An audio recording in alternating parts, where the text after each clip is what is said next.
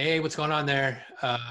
If you are watching this on We Like LA's YouTube, this is probably not the usual programming that you're expecting, but as is the case with pretty much everybody over the last month and a half, we're making a few changes to our site and to some of the YouTube content that we're putting out there, and we're going to call this the first inaugural episode of We Talk LA. And I have probably the best guest that I could possibly have for today's episode, which is the editor-in-chief of WeLikeLA.com, Juliet Bennett-Ryla. Juliet, what's going on? I'm good. How are you? As good as can be, all things considered, right? Juliet, you have been staffed with us now for about a month and a half, and it's been a weird ride so far. Probably not exactly what you were thinking when you signed up for this gig, kind of confirming back in February, right? Yeah, not exactly. Yeah, it's one of those things where I was definitely anticipating doing a lot of arts and events coverage, and now we've pivoted to news and virtual things, virtual events. But it's good. It gives me something to do while I'm safer at home alongside everybody else. And I have a background in news. I was at LAS before this for a couple of years, and I freelanced a lot. So it's kind of back to the basics, and it helps me keep aware myself of what's going on. Yeah, I think, well, We Like LA, like you said, really our site in years past has really been all about going out, leaving the house, doing stuff, finding experiences, places to explore in and around LA. I think Christina and I always had a mind that we wanted to expand sort of the breadth of the kind of coverage we did on the site. And, like history is kind of forcing our hand now. But I mean, I think collectively, and especially with you spearheading our efforts, we're doing a pretty good job trying to cover what's happening in the city and finding some unique stories and angles that maybe aren't being reported on other outlets. So I will commend you first of all for that, and thank you also. We do appreciate everything you've been working on so far, and we're looking forward to continuing this moving forward. Yeah, it's been good so far. I think for a small 3-person team, we're doing a pretty good job keeping abreast of things, watching the press conferences daily, and just trying to disseminate good, accurate, and positive information. Yeah, I think that's really a value right now for sure. And part of that has been pivoting what we would call our sort of like week and weekend things to do posts and making those kind of completely virtual things to do at home kind of posts. And now we're doing just one list for every week. That's kind of a few dozen options for people to, experiences like escape rooms or puzzles or games, or even just like video content they can watch from the comfort of their own home. Basically things they can do while staying safer at home and abiding all the guidelines that have been set forth by the state and the city. And I think for today's episode, we really just wanted to talk through some of the highlights from this week's list. So we just published that for this next 7 days this morning. And I thought maybe you could guide us through a few of your favorites from this week's list. Sure. My favorites are always probably going to be the ones that are most like what I used to do with my friends. Right. So maybe you can talk to us a little bit about that too, because I think your experience, and part of the reason that we like wanted you to write for our site even to begin with so many years ago when we first started hiring you for stories, was because you have so much experience, so much knowledge kind of in the immersive theater space and the escape room space and just the horror space general. Like you are, as far as I'm concerned, you're the top person in LA for all that stuff. So I think that ultimately does guide you a little bit on what you're adding to our virtual list. But I think it's also it's pretty neat. Yeah, I would say my interests, I like to go to museums and to go see movies and go see plays as well, like we all do. But I guess the experience that I had before with my friends was a lot of going to escape rooms or going to immersive shows or trying to do things that were really interactive and cooperative. So things like games, or even something simple like going to trivia once a week as an excuse to hang out and get dinner and drinks with friends. So those tend to be the types of virtual activities that I'm the most interested in. And I think there are a couple of good ones this week that people can do. So I think the one that I found the most fun was this virtual escape room. It's out of Tennessee. There are some in LA, but I haven't been able to book them because they've just been completely booked. Right. It was Escape Room LA. You'd been trying to get a ticket for, but they're actually sold out online, Yeah, right? they're totally booked. So I had a lot of doubts that someone would be able to pull off a virtual escape room. I feel like escape rooms sort of come from this point and click video game perspective. Yeah. And How do you even pick something up, right? When you're behind a computer desk. yeah, and I feel like you used to play games like Myst or The Seventh Guest or even newer games like Forever Lost. And it was very much like I click on this and I put it over here. And then you had these escape room experiences where you were doing all of that in real life and it was far more cooperative. So being forced back into a digital space, I was very curious as to how that would play out and if it would still be fun and if it would still be something that you could do with a group of people and enjoy.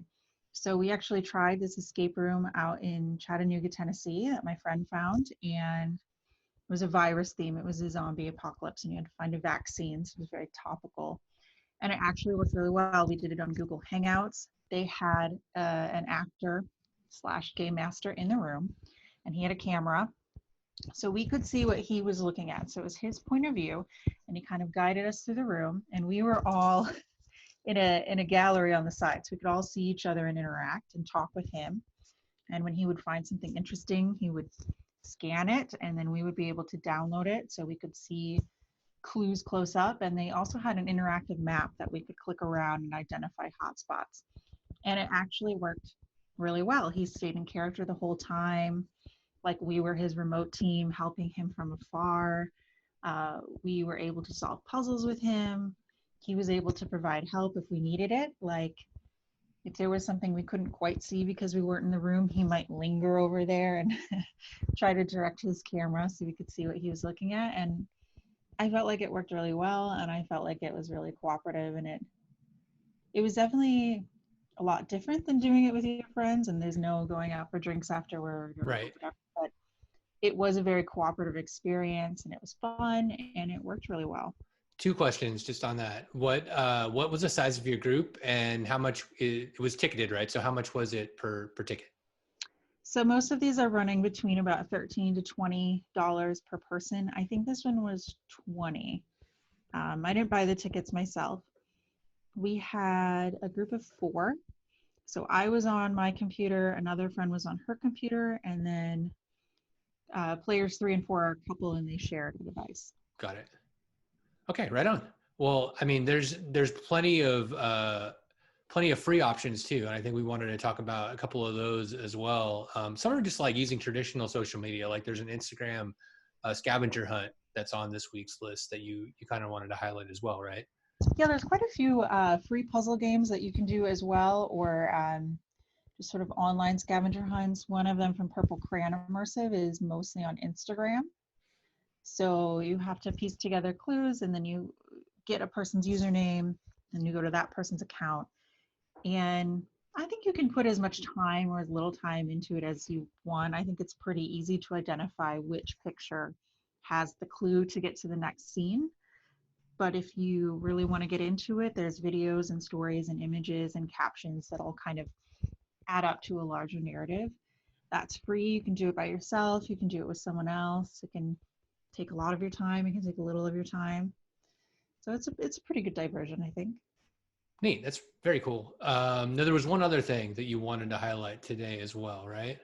Yeah, so this one is actually an online version of a show that I had seen before. A couple years ago during Fringe Fest, which is an annual celebration of independent plays, usually happens in June. It's been postponed obviously this year. One of the standout plays a couple years ago was this show called Red Flags. And it was just for you and one other person. And the other person was an actress who was playing this character named Emma. And the whole concept was that you had met Emma on Tinder or OkCupid or something, and you were going on your first date with her. So in advance, they would send you her dating profile, and you would learn a little about her. And then when it was your showtime, you would meet her at a public location. Some people met her at a park, I met her at a bar, and then you would have a date with her. So you would sit and have a drink or go on a walk with her, and she would ask you questions, and it was really interactive, even though she had a script. And then as time progressed, obviously the show is called Red Flags. Things start to get a little weird. She gets a little strange, and the date doesn't end well. But it's pretty clever. It doesn't. It's not a cliche bad ending. I won't spoil it. So they Let's get. started. Oh, go ahead. So they were running the show for, I mean, this entire time they were doing it at Two Bit Circus. It started with an actress named Lauren Flans. Other people assumed the role, ran for a long time, and now they're moving it online, which I think is really interesting because it's very easy to move a one-on-one show online, I think. And while you lose a little bit of the intimacy of sitting in a bar with someone and having a drink, I have noticed a lot of online dating popping up where you're not just meeting the person online, but you're having a glass of wine over Zoom, or you're in some sort of chat room scenario. So I think it's interesting that the show is kind of simulating real life. Before, you were meeting someone on Tinder and going to a bar. Now you're meeting someone on Tinder and meeting up with her on Zoom or Google Hangouts. And it's a great show. It's really interesting. One of the most unique things I've seen come out of Fringe in a long time. So that's one of my picks for sure. And I think it might even be a little cheaper than it used to be because it's online. And that same company has a couple other options. They're about they're $20 a piece. Shorter shows, they're kind of like guided meditations. They'll go on a walk with you or help you prepare a ritual in your home, or they'll do a dance piece with you. So if you are looking for something interactive, it's more of a guided show experience and less of a just being online with other people experience, I would strongly recommend them. Their work has always been good. They're called Capital W, if I didn't say that before, and they've got quite a few options, so you should go online and check them out. Yeah, I think my two thoughts on that. One is this is a great way to support a lot of local theater companies and entertainment companies that produce content like this that are otherwise would have no revenue coming in, and this helps them kind of survive in the interim.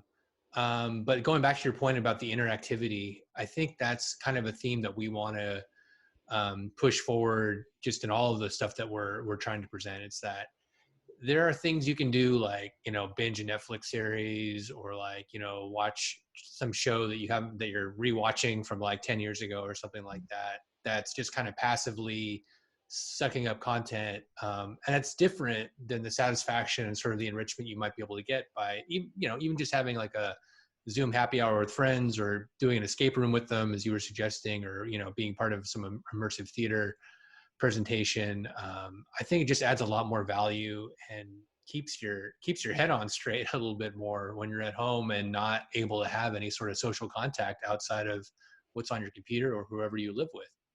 Yeah, I think if you are in a position where you have the time and you have the ability to be able to do some of these interactive things, whether it's the ones you pay for or the ones that are free, I think it is nice to feel like you're still interacting with people, even though you can't really go to their homes. You can still see them. You can even make dinner with them. You can even agree that you're going to make the same meal. I actually did a thing with a couple friends a few weeks ago where there was this vampire, it was called Vampire Pizza.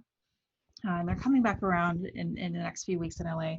But you could order a pizza and the pizza came with a game. And so we did it, and two of our friends did it, and we had contact free pickup. And then, you know, we had the same meal and we had the same game, and we got on Zoom together and kind of pieced through everything at the same time. And obviously it's not the same as going to their house or meeting them somewhere, but it does feel pretty interactive, and it does feel like you're still seeing people that you care about and checking in with them. Yeah, lots of stuff to do, even though you can't leave the house. Now, there was one other thing I wanted to come back to, because you had written a piece specifically about this on WeLikeLA.com, and that was the artist George Townley and a collaboration that he's doing with Discover LA, with kind of like it's like an online jigsaw puzzle of his art. Is that right? Yeah, I think it's really cool. So George was supposed to have a show at Gallery 1988 this April, and George does not live in LA. He actually lives in England, but he studied here in California. And when he was here, he just became very inspired by the architecture and by the weather. So he created a series of illustrations that are all different LA landmarks. And he has several that are at either sunrise or sunset. So his show was called Golden Hour. After his trip got canceled, he reached out to Discover LA to see if he could still do something. And they were working on an initiative called Magic Hour. And they have quite a few things in their programming. You can watch the sunset at the Hotel Irwin in Venice. You can listen to Spotify playlists that they've pre-programmed. So they took George's art and they put it online in the form of these digital jigsaw puzzles. They're pretty easy. They're not like these 1,000-piece monstrosities, but basically they're really recognizable landmarks: Griffith Observatory, the Stall House, the Cinerama Dome, and you can kind of just grab a piece and then drag it where it goes. They're pretty simple. I would say they're like 20, 30 pieces. So they're not super hard, but they're fun. Yeah, it seems like it's more of a opportunity to reminisce or be nostalgic about some of these places that we can't go to right now. His art is beautiful, though, I must say. But yeah, I think it more than anything, it kind of just makes me miss being able to go to the observatory or go to a movie or things like that. Things that we took for granted just 2 months ago. So yeah. Well, Juliet, I do appreciate your time today. We're going to wrap things up, but I will say that I hope we continue these chats at least on a weekly basis. And as for this program overall, I hope that we're able to bring in some other guests and just kind of explore LA from as many angles as we can, as we all try to cope with the pandemic and the stay-at-home orders that we're all facing and all the social distancing that is kind of a requirement right now. Hopefully, we can bring in some other guests and get some unique perspectives as we talk about LA. But thanks again for your time, and everybody out there. We will see you on the next episode.